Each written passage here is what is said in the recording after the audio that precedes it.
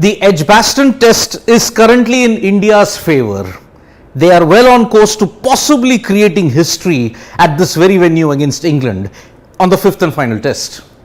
But there are two problem areas that will still worry a lot of Indian fans. One is Cheteshwar Pujara and the other is Virat Kohli.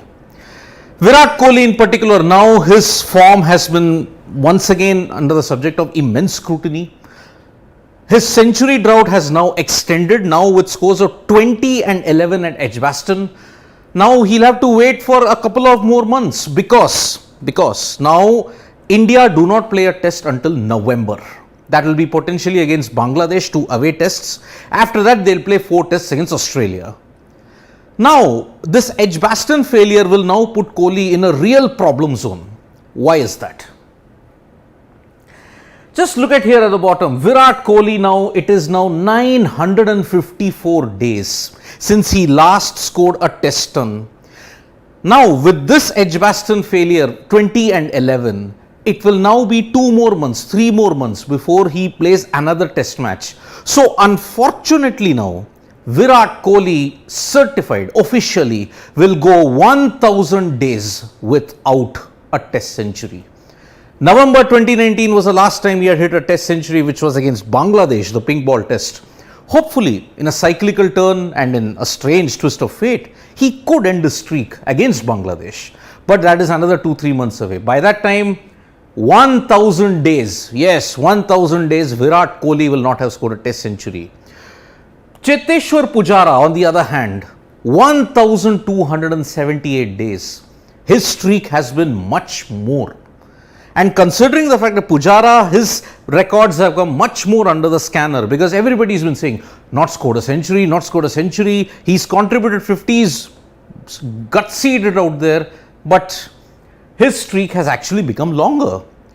However, if Virat Kohli fans and even Pujara fans are feeling the pain, Rohit Sharma fans, please look away, because among the current crop of Indian players that are there, Rohit Sharma had the longest drought without a test century.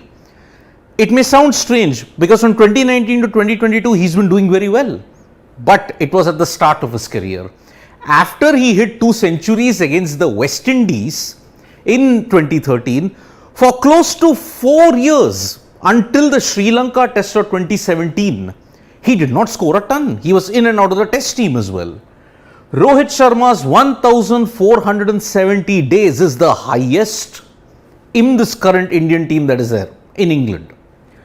Cheteshwar Pujara, I've already touched on. Even look at Ravindra Jadeja. We all hailed Jadeja's brilliant 100 in Edgbaston, which was his first overseas 100.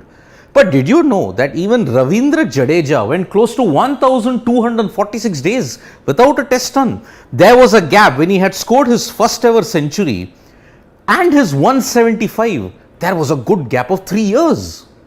Cheteshwar Pujara, Ravindra Jadeja and if you have to say Rohit Sharma had a significant gap. KL Rahul too, after he hit that 199 against England in 2016, he went for over 1000 days without a ton.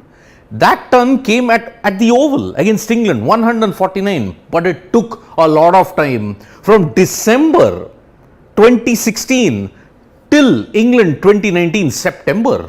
That's quite a long time for it.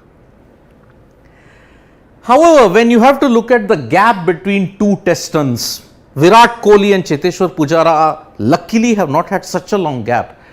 Put yourself in Warren Bardsley's shoes, folks. 5093 days, 14 years from one test ton to another. He had already hit 5 or 4 test tons, but the gap from 4th to 5th took 14 years.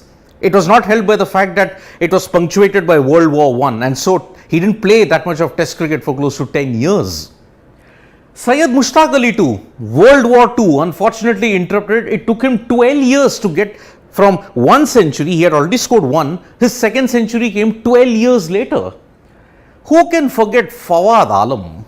Fawad Alam had made his debut in 2009. He scored 168. But then when was his next ton? 11 years later, that too against New Zealand in Mount Maunganui.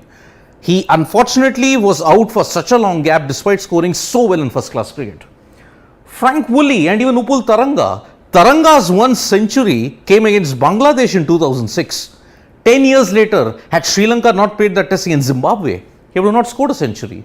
3,888 days. So, it is not like Virat Kohli and Cheteshwar Pujara's century drought has increased. In fact, there are others who have done much worse. When we look at the current Fab Four, I have said Virat Kohli will now go 1,000 days without a test run. Smith, why is no one talking about Steve Smith? He has not hit a century in test cricket ever since he hit 131 against India in Sydney. 543 days and counting.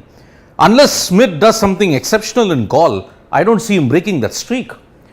Williamson, on the other hand, 547 and 504 days. There were two streaks when he hit his first century against India and Ahmedabad. From 2010, it was not until 2012 when he hit his next century. That gap was 547 days. This current gap, 504 days, is continuing from the streak which happened in 2019 to 2020 until now. Root, yes, even Joe Root has undergone two lean patches. 2019, he didn't have a century for 386 days. 397 at the start of his career, he did not have it.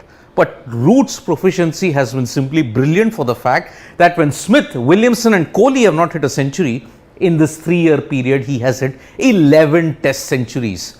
Now, if he hits one in this fourth innings in Edgbaston, he will go past the number of centuries that Smith, Williamson and Kohli have scored. That's how cricket changes. So yes, very sad numbers for Kohli and Pujara. Kohli will go 1,000 days without a test run. But one hopes that that drought ends in Bangladesh. Hope even Pujara's drought ends. Thank you so much for watching this live, folks. We'll be back with more analysis and numbers. Subscribe to Sports Today for all the latest news and analysis. Press the bell icon. We are also there on Facebook, Twitter and Instagram, folks.